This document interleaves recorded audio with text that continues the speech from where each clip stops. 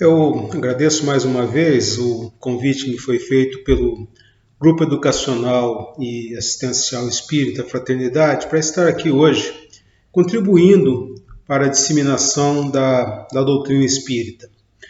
Hoje nós analisaremos, avaliaremos um texto belíssimo que consta do livro Palavras de Vida Eterna de Francisco Cândido Xavier, pelo Espírito Emmanuel. E é o capítulo 80, cujo título é Bendigamos. Antes do texto, vamos à nossa prece inicial. Nós pedimos aos nossos mentores do plano superior um momento de profunda concentração, no qual, apartados das nossas lides diárias, dos nossos afazeres, nós possamos melhor sorver os conhecimentos que a nós são direcionados. Que nós possamos pavimentar o nosso caminho de evolução espiritual com tais ensinamentos e, igualmente, possamos auxiliar a evolução espiritual dos nossos irmãos encarnados e desencarnados que conosco convivem. Vamos então ao texto. Bendigamos. Porque quem quer amar a vida e ver os dias bons, refreie a sua língua contra o mal. Essa é uma frase de Pedro. E o texto prossegue. Não vale condenar. O desmentido talvez chegue hoje, de maneira imprevista, porque a misericórdia é alicerce da lei de Deus. Reflete quantas vezes já observaste o socorro invisível ao que era tido em conta de mal irremediável. Viste doentes graves voltarem repentinamente à saúde, quando já se achavam sentenciados à morte. Conheceste malfeitores que se transformaram em homens de bem, quando pareciam totalmente afundados na delinquência. Tateaste problemas complexos que encontraram equação de improviso, quando se te afiguravam plenamente insolúveis. Choraste sobre situações inquietantes que tomaram rumo salvador, quando tudo te fazia crer em tragédia. Qual seja a aprovação em curso, refreia a língua, para que a tua língua não amaldiçoe. É possível estejas vendo tudo em derredor de teus passos pelo prisma do desespero. Entretanto, asserena-te e aguarda, confiante, porque se a misericórdia de Deus ainda não está alcançando o teu quadro de luta, permanece a caminho. No início desse texto, a citação de Pedro por si só é uma situação belíssima e profunda, né? Porque quem quer amar a vida e ver os dias bons, refreie a sua língua contra o mal. De uma maneira muito sábia, Pedro nos aconselha a tomar conta da nossa língua, a refrear, a parar a nossa língua, e não utilizá-la contra o mal, para que nós não venhamos a nos aborrecer com aquelas consequências nefastas advindas de um falso juízo a respeito de pessoas ou de situações. E esse é um poder que nos compete. A decisão de utilizar a nossa língua e como utilizar a nossa língua é sobretudo nossa. Por isso, mais uma vez, citando aqui, Pedro nos adverte. Se você quer amar a vida e ver os dias bons, tome conta da sua língua contra o mal. E no início do texto, Emmanuel nos traz também uma citação belíssima, que é: não vale condenar. O desmentido talvez chegue hoje de maneira imprevista, porque a misericórdia é alicerce da lei de Deus, como diz o texto. nos faz lembrar da condenação prévia, né? Muito em voga atualmente. Aquela postura que por vezes nós assumimos sem nos aprofundarmos numa investigação, sem buscar novas informações. E nos mantemos apenas na superfície da análise, aquela camada mais rasa, sem um mergulho mais profundo. Atualmente, isso nos faz lembrar, como citação, como exemplo, as redes sociais, né, que nos oferecem muito material convidativo à condenação de pessoas, de empresas, de crenças, de atitudes, de preferências. E o grau de violência com que a condenação se dá é por vezes tão alto e tão cruel que o pretenso condenado fica paralisado, sem reação. E mais do que isso, o processo de condenação costuma angariar legiões de pessoas que, com base no processo, né, entre aspas, que está em andamento, reforçam tal condenação de maneira ainda mais superficial. Devido a essa nossa imperfeição, por vezes, quando alguém, também imperfeito, né, relata uma situação sob o seu exclusivo ponto de vista, nós simplesmente passamos a divulgar esse mesmo relato, sem checar. Né? Passamos a divulgar esse relato como verdade, sem efetuar a conferência daquilo que nós estamos divulgando. Nós estamos somente passando para frente. E ao fazê-lo, nós estamos agravando muito mais um problema. Mas o que acontece se, após algum tempo, quando a condenação mostrar-se incorreta, mostrar-se não verdadeira, a gente descobre isso, vai ser muito tarde. E a correção nem sempre vem na mesma proporção da condenação. Se você pegar um pedaço de madeira perfeito, lisinho, alguns pregos e um martelo, e começar a dispor os pregos nesse pedaço de madeira no formato da letra F, por exemplo, e depois remover prego a prego, remover cada um dos pregos, você verá que a letra F ficará impressa nesse pedaço de madeira, mesmo após a remoção de todos os pregos. As marcas ficarão lá. Dá um trabalhão restaurar esse pedaço de madeira que no início estava lisinho. E às vezes a restauração é impossível.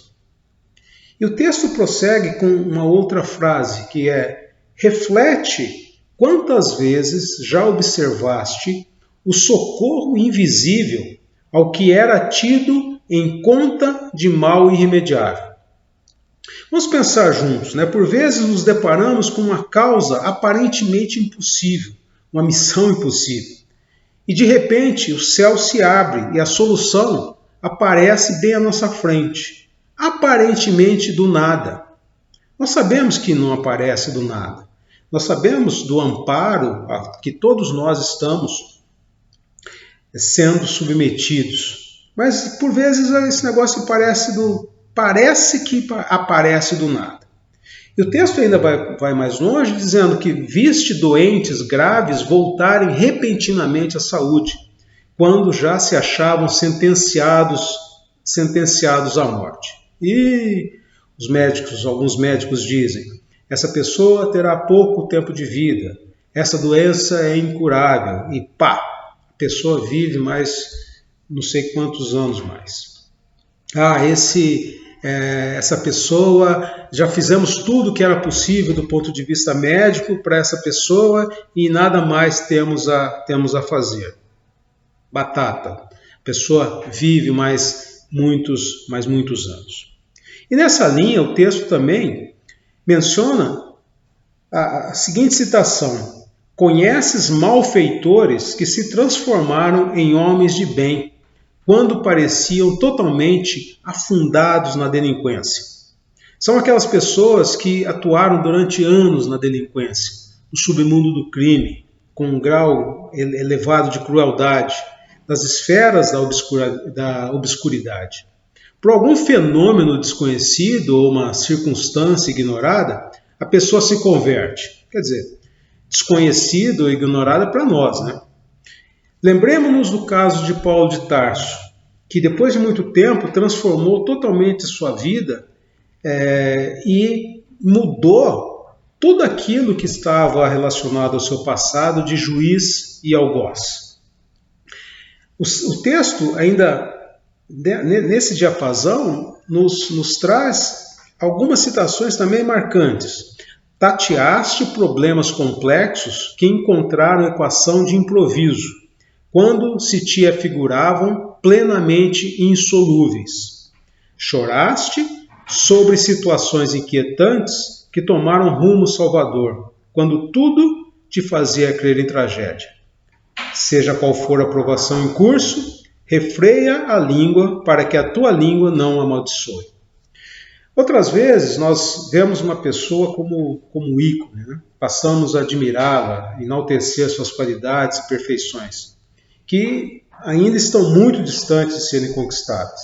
E mais adiante, quando uma pessoa comete um deslize, um procedimento inadequado, emite uma palavra ríspida, tem um comportamento inapropriado, vemos revelada a sua verdadeira personalidade. O ídolo, então, se desfaz, e aí vem a decepção. Doutras vezes, aqueles que julgávamos como pessoas de segunda linha nos surpreendem com atitudes dignas. Reconhecemos que é inevitável conceber conceitos a respeito de pessoas e situações, pois é impossível nos comportarmos como pessoas desprovidas de raciocínio. Entretanto, não nos cabe condenar ou endeusar ninguém. Desconhecemos o porquê dos fatos, o que levou a tal ou qual situação e em que condição isso ocorreu. Raramente as notícias que nos chegam são reais e são totalmente verdadeiras. Muitas vezes nos chegam com adulterações de segundos interesses. Como decorrência de nossas atitudes, análise e entendimentos, nós sofremos as consequências, maiores ou menores, mas consequências inevitáveis. A lei de ação e reação aqui também impera.